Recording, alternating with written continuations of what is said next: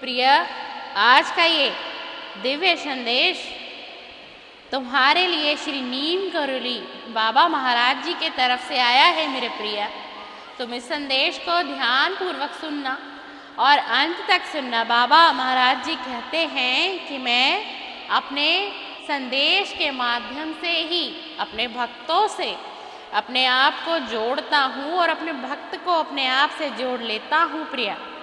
और बाबा महाराज जी का हर संदेश में बहुत सारा आशीष, आशीर्वाद, स्नेह और प्रेम सिर्फ और सिर्फ आपके लिए होता है मेरे प्रिय।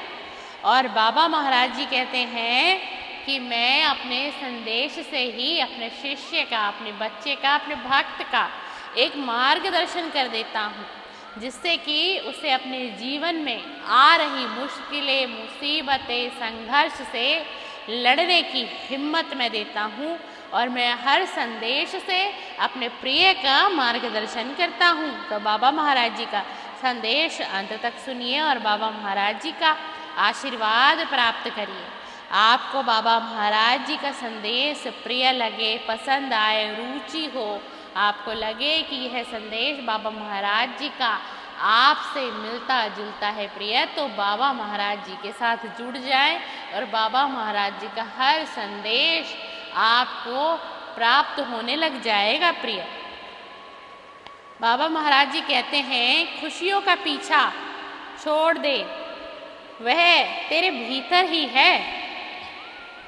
मरुस्थल की तपती रेत पर प्यासा हिरन दौड़ता है, दूर क्षितिज पर उसे पानी का आभास होता है मेरे प्रिय, और वह उत्साहित होकर उस ओर बढ़ता है।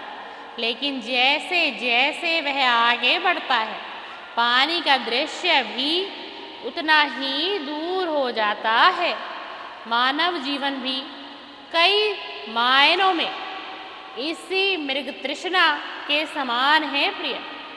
हम भी अक्सर उन चीज़ों के पीछे भागते हैं मेरे प्रिय, जो हमें दूर से आकर्षक लगती है। तुम मेरे प्रिय शिष्य हो, परम भक्त हो, इसीलिए मैं तुम्हारा मार्गदर्शन करना चाहता हूँ अपने संदेश के माध्यम से प्रिय।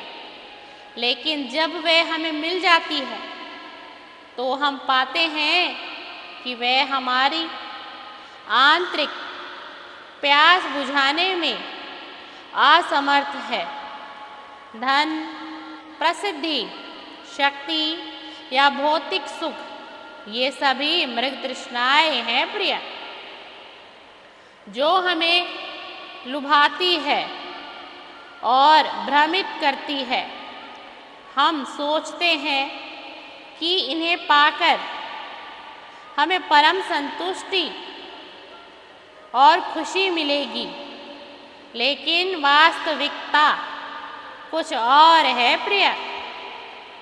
मैं तुम्हारा बाबा तुम्हें स्पष्ट करना चाहता हूँ इस संदेश के माध्यम से कि तुम जिस खुशी के पीछे भागते हो, जिस खुशी को तुम ढूंढते हो प्रिय, वह खुशी कहीं और नहीं, तुम्हारे भीतर ही है।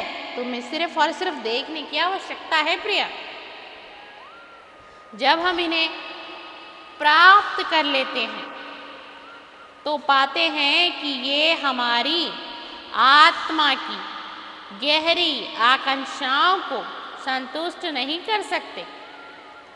एक समृद्ध व्यक्ति भी अंदर से खाली महसूस कर सकता है। एक प्रसिद्ध हस्ती भी एकाकीपन से जूझ सकती है। सत्ता के शिखर पर पहुंचा व्यक्ति भी अशांति का अनुभव कर सकता है प्रिय। यह इसलिए होता है क्योंकि ये सभी बाहरी उपलब्धियां हैं, जबकि हमारी असली खोज आंतरिक है प्रिय। हम अपने वास्तविक स्वरूप को भूल जाते हैं और बाहरी संसार में खुशी की तलाश करते रहते हैं प्रिय। हम भूल जाते हैं कि हमारे भीतर ही असीमित आनंद का स्रोत छिपा है। यह भ्रम दूसरी चीज की ओर भागने के लिए प्रेरित करता है प्रिय।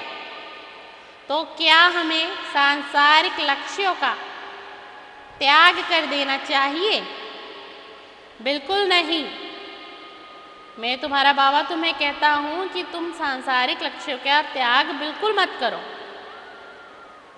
हमें इन चीजों से अनासक्त रहना है, ना कि इनका त्याग करना है, ना कि उनका त्याग करना।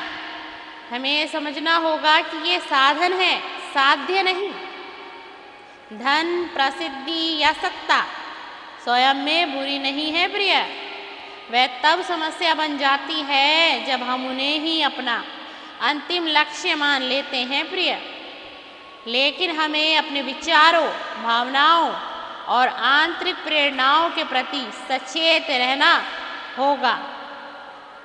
हमें यह समझना होगा कि वास्तव में हमारे लिए क्या महत्वपूर्ण है।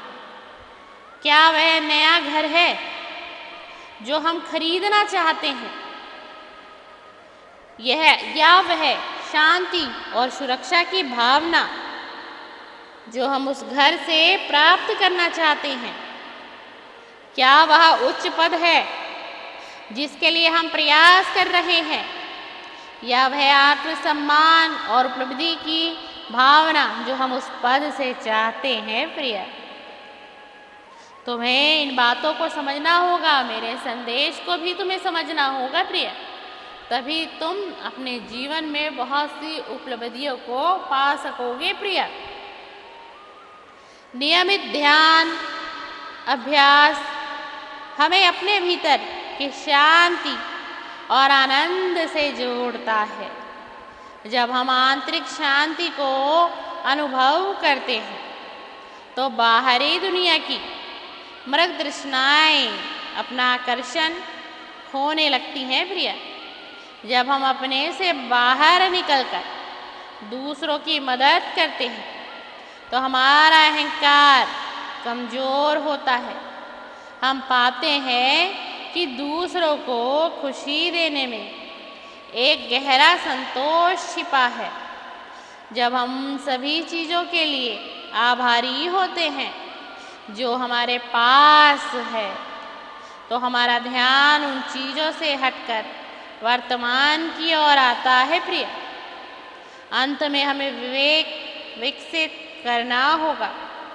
सत्य और असत्य, स्थायी और अस्थायी के बीच भेद करने की क्षमता, यह विवेक हमें मृग तृष्णा की पहचान करने और उससे बचने में मदद करेगा।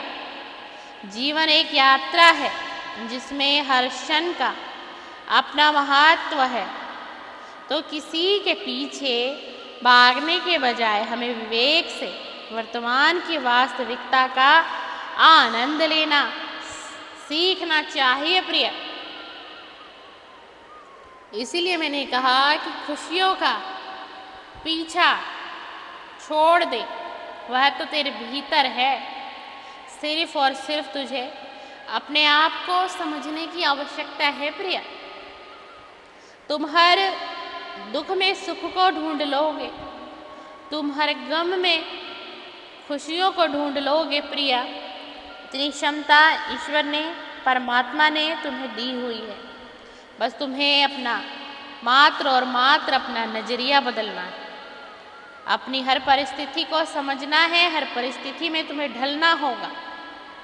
व्यर्थ की चिंता को तुम्हें खत्म करना होगा। तुम जब ये सभी चीज़ें साध लोगे, कर लोगे, तो तुम्हारे जीवन में उन्नति लिखी हुई है। विधाता ने उन्नति लिखी हुई है,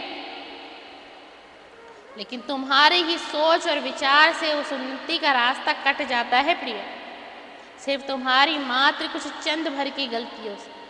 तुम अपने जीवन को समझो, अपने जीवन के संघर्ष को समझो। वो जीवन का संघर्ष तुम्हें किस ओर ले जाना चाहता है और तुम्हारी गति किस ओर है मेरे।